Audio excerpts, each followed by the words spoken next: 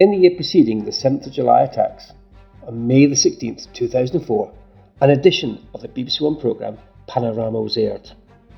The programme simulated the potential consequences of a terrorist attack in London. The scenario included 3 underground explosions and 1 explosion above ground on a road vehicle. The subsequent excerpt from the BBC programme provides a valuable insight into the rationale behind its production.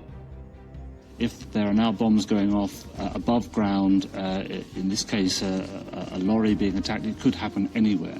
So the potential for mass panic across not just the capital but the whole country is very much with us.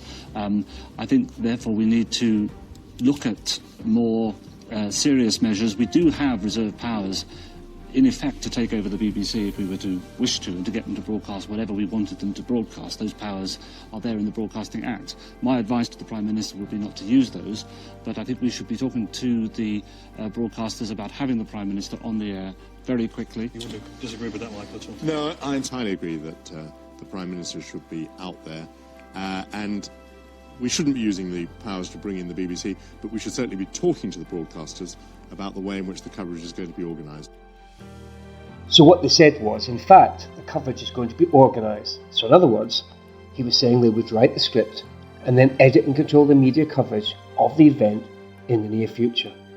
The question that begs to be asked then is, what were they actually in the process of planning, and precisely the reasons for that programme?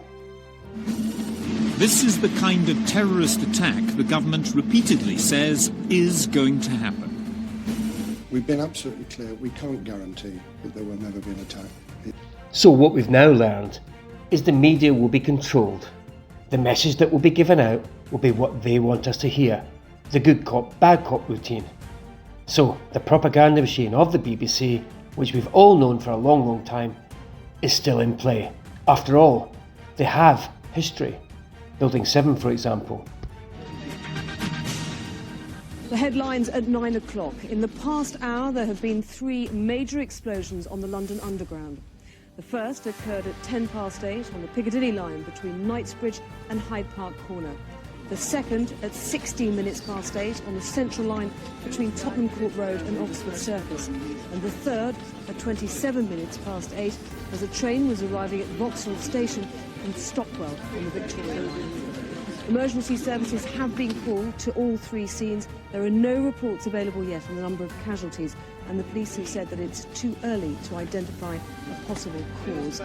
London Underground is now closed, and the police are asking people not to travel. 350,000 people alone are making their way towards the City of London at this point. And if the access overload system has been triggered and they can't get onto the mobile telephones, this will have profound implications for them, the next of kin.